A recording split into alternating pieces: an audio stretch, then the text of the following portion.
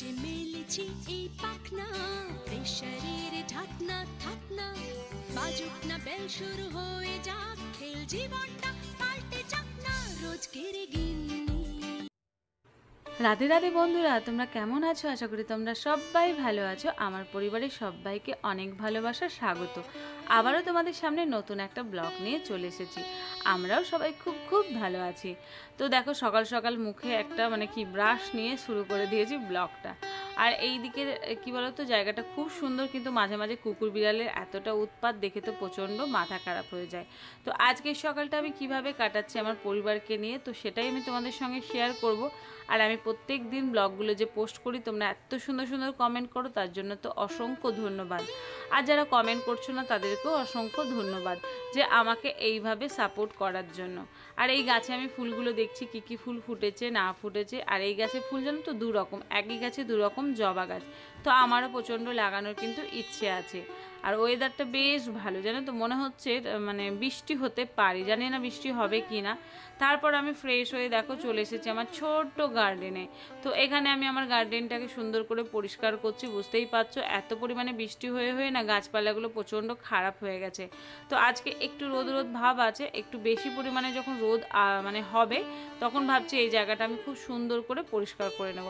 তো চলো আমি কাজগুলো করে নিই। আর আজকের মর্নিংটা কিভাবে কাটাচ্ছি সেটা কিন্তু অবশ্যই তোমাদের সঙ্গে আমি শেয়ার করব। আর এই ব্লগটা যদি ভালো লাগে একটা লাইক করে দিও, আর পুরো ব্লগটা দেখো, আশা করি তোমাদের পছন্দ মতো আর ভালোও লাগবে।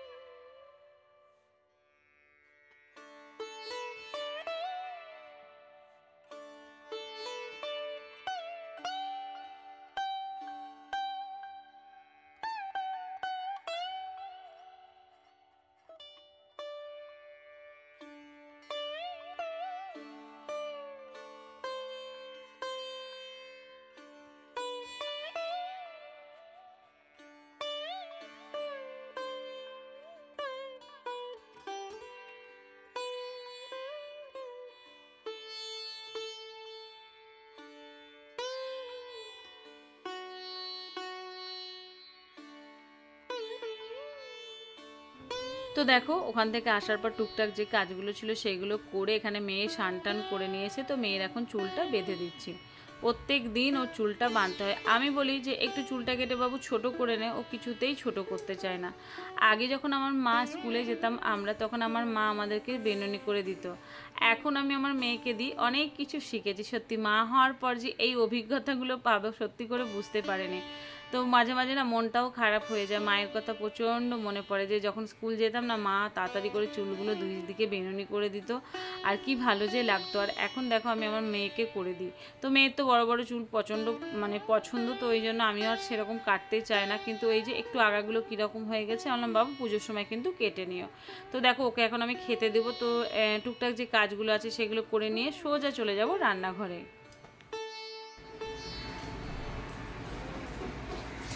তো এখন চলে এসেছি রান্নাঘরে, মেয়েকে দেবো খেতে। বড় মশাই চলে গেছে অফিসে। আজকে কি বলতো, আজকে উঠতে দেরি হয়েছে, বলতে গেলে তাড়াতাড়ি উঠেছি, তারপর আবার এদিক ওদিক করেছি, করে আবার শুয়ে পড়েছি। আর তোমাদের সঙ্গে ভাবলাম সকালটা শেয়ার করবো, কিন্তু সকালটা শেয়ার করতে পারিনি, এতটা ব্যস্ত ছিলাম আজকে, কি বলবো। ছেলেকে আজকে স্কুলে পাঠাইনি, ছেলেটার শরীরটাও ভালো নেই, ও ওদিকে ঘুমোচ্ছে। আর বড় মশাই বললো আমি কিছু খাবো না, ও গোবিন্দভোগ চালের ভাত, ডাল, আলু সেদ্ধ খেয়েছে। আর এদিকে আমি ভাত করেছি, ডিম সেদ্ধ বসিয়েছি, এখানে ডাল আলু সেদ্ধ আছে। তো মেয়েকে দেবো খেতে, তারপরে আমি আস্তে আস্তে কাজ করবো। সকালটা আমার পুরো একদম যুদ্ধ চলে, জানো তো বন্ধুরা। সকালবেলাটা আমি একদম কোন দিকটা করবো আর কোন দিকটা করবো না, সেটাই ভাবতে ভাবতে মাথা খারাপ হয়ে যায়। তো মেয়েকে আমার তাড়াতাড়ি খেতে দেবো। ওর 11টা 5-এ গাড়ি আসবে। তো এখন ঘড়িতে 10টা 10 বাজছে। তো এই কারণে ভাবছি তাড়াতাড়ি করি, তারপরে ডিমের ঝোলটা পরে করবো, ও রাত্রের দিকে এসে খাবে। তার মধ্যে ব্লগ শুট করতে গেলে অনেকটা কষ্ট হয়, ক্যামেরা সেট করো, আবার সেখানে দেখা যাচ্ছে কি ঠিকঠাক হচ্ছে কিনা, সবকিছু ঠিকঠাক করতে গেলে অনেকটাই সময় চলে যায়। কিন্তু কি করবো বলো বন্ধুরা, ভিডিও তো করতেই হবে তোমাদের জন্য, তো আর কথা বলবো না। এখানে ভাতটা দেখো মাঠটা ঝরিয়ে নিয়েছি, গোবিন্দভোগ চালের ভাত আমার একদম ভালো লাগে না, তো মেয়েকে খেতে দিই, দাঁড়াও।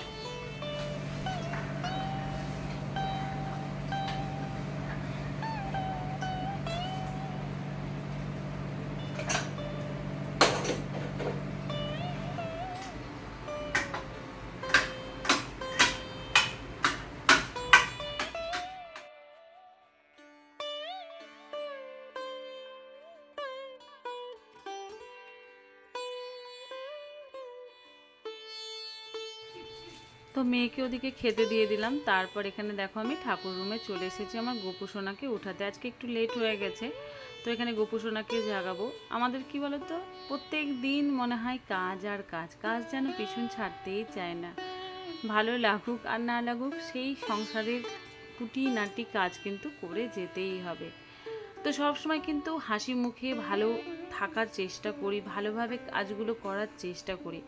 মাঝে মাঝে যখন মাথাটা খারাপ হয়ে যায় তখন যেন সব কিছুই বিরক্ত লাগে। যখন ফাঁকা পেনে ভাবি তখন যে এই কাজগুলো তো আমাকেই করতে হবে, তো কেন এটাতে রাগ? রাগ করলে দেখবে সংসারে অনেক অবনতি হয়। তো মনে মনে ভাবি রাগ না করে হাসি মুখে আমাকে সংসারের কাজগুলো, দায়িত্বগুলো পালন করে নিতে হবে। সকালবেলাটা কাজ করতে অনেকটাই কষ্ট হয়, তারপর একটু বেলা বাড়লে তখন কাজ করতে আমার বেশ ভালো লাগে। আসলে একা হাতে কাজ করি তো, দেখো একা হাতে যারা কাজ করে তাদের অনেকই কষ্ট। ঘর মোছা, বাসন মাজা, রান্না করা, সব কিছু A to Z করতে করতে যেন নিজেকে মনে হয় ক্লান্ত, ভালো লাগে না। তো সকালে তো রান্না বান্না তোমাদের সঙ্গে একটু একটু শেয়ার করলাম। আরেকটা কি বলো তো, কাজ যদি না করি তাহলেও কিন্তু ভালো লাগবে না। কাজ হচ্ছে এমন একটা জিনিস যে কাজকে আমরা ভালোবেসে ফেলেছি, কাজ ছাড়া জীবনে কিছুই নেই। তো এদিকে দেখো জল টল যেগুলো কাজ আছে তো সেইগুলো ভরে নিচ্ছি। এগুলো তো একটা কাজ বলো, এগুলো যদি আমরা না করি তাহলে কোথায় যাব? ছোটবেলায় মাকে দেখতাম এইসব কাজগুলো করতে, এখন আমি যখন নিজে করি আমিও কিন্তু মা হয়ে গেছি। অনেক দায়িত্ব, অনেক কর্তব্য, সবগুলো মানে পালন করে যেতে হয়, সংগ্রাম করতে হয়। মেয়ে ঘরে মানে বুঝতেই পারছো চারিদিকের অবস্থা এতটাই খারাপ যে ঠিকভাবে যদি মানুষ করতে না পারি তাহলে সত্যি অনেক কষ্ট, অনেক ভাবনা। তো আজকের মনটা সত্যি করেই খারাপ, চারিদিকে যা হচ্ছে বলো তো, মানুষ কোথায় গিয়ে দাঁড়াবে? সব সময় এই যে খবরের কাগজ, খবর, ফেসবুক, কোথাও বাদ নেই, মানে চারিদিকে একই জিনিস। এটা তো উচিত বলো, একটা তো বিচার হওয়া উচিত। তো এইসব নিয়ে মাঝে মাঝে মনটা প্রচণ্ড খারাপ হয়ে যায়, ভালো লাগে না। যে সত্যি করেই তো মানুষ কোথায় গিয়ে দাঁড়াবে? সাধারণ মানুষরা যদি কি বলে তো কার আশা করবে, কাকে ভরসা করবে? এইটাই হচ্ছে মনের মধ্যে চিন্তা। তো এখন বসে বসে চা খাবো, চা খেয়ে বাকি কাজগুলো আস্তে আস্তে করব।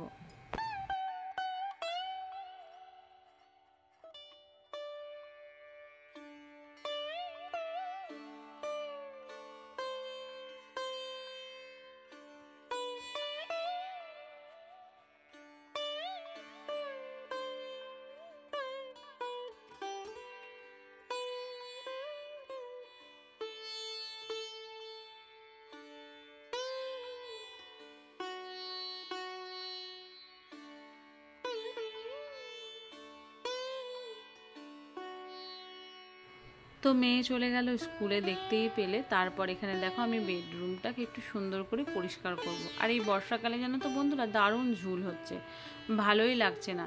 তো ভাবছি এখানে কি বলো তো, এই যে বালিশটা আছে এটার মধ্যে একটা নতুন কভার দিয়ে সেলাই করে দেব, তারপর কভার দেব। এই বালিশটা জানো তো বন্ধুরা আমি বানিয়েছি, মানে আগে আমার দুটো বালিশ ছিল সেখানে তুলোগুলো ওরা না বললো ভালো না, তো আমি আর মনে মনে ভাবলাম ঠিক আছে ভালো না তো ফেলার কোনো দরকার নেই, তুমি বালিশ বানিয়ে দাও, এই তুলোগুলো থাক। তো এই তুলোগুলো আমি রোদে দিয়ে ভালো করে এরকম দুটো বালিশ বানিয়েছি। দেখো কোনো জিনিস কিন্তু ফেলার না, বুদ্ধি রেখে যদি কাজ করা যায় তাহলে সব কিছু কিন্তু একদম ঠিকঠাক। আর আমি একটু শক্ত বালিশ ছাড়া একদম শুতে পারি না, আর যখনই দেখি বালিশটা আমার একটু চেঞ্জ হয়ে যায় গলাটা প্রচণ্ড ব্যথা পায়, আর তখন প্রচণ্ড কষ্ট হয়। নিজের শরীরে জানো তো বন্ধুরা কিছু হয়ে গেলে মানে একদম ভালো লাগে না, ভাবি আমার শরীরে কিছু হলে আমি কাজগুলো করব কি করে? মাথার মধ্যে এখন একটাই বসে থাকে, কাজগুলো করব কি করে, কাজগুলো থেকে কি করে উদ্ধার পাবো, এই হচ্ছে ব্যাপার। তারপর এখানে দেখো এই যে বালিশের কভারটা দেখতে পাচ্ছ, এটা চেন সিস্টেম আছে, বেশ সুন্দর কিন্তু বেশ ভালো। তো পুজো তো চলেই আসছে, তো পুজোর সময় ভাবছি কিছুটা বালিশের কভার আর হচ্ছে বেডশিটগুলো কিনে নেব। তো কিনে নিলে তো অবশ্যই তোমাদের সঙ্গে শেয়ার করব। আমি যাই কেনাকাটা করি না করি সেটা সবটাই তোমাদের সঙ্গে কিন্তু শেয়ার করি। তার কারণ হচ্ছে তোমরা হচ্ছে আমার পরিবার, আর তোমাদেরকে তো পাশে মানে হাতে হাত রেখে আমাকে আগামী দিনগুলো চলতে হবে। তো এই বেডশিটটাও অনেকটা খারাপ হয়ে গেছে, দেখো কাচতে কাচতে তো কোনো জিনিসই ভালো থাকে না, একটু তো রং মানে থ্রেড মানে কি বলবো, একটু তো খারাপ হয়েই যায়। তো এখানে দেখো গদিটার অবস্থা দেখতে পাচ্ছ, ওই কোণা দিয়ে চলে গেছে। আর তোষকটার অবস্থা দেখছো, এদিকে আধা আছে ওদিকে আধা আছে, মানে এটার কোনো মাপই হয়নি। তো চলো আমার বেডরুমটাকে সুন্দর করে ক্লিন করে নিই, তারপরে বাকি কাজগুলো আস্তে আস্তে করব। তার জন্য আমার সঙ্গে থাকতে হবে, পাশে থাকতে হবে, আর আমাকে অনেক অনেক অনেক অনেক ভালোবাসা দিতে হবে।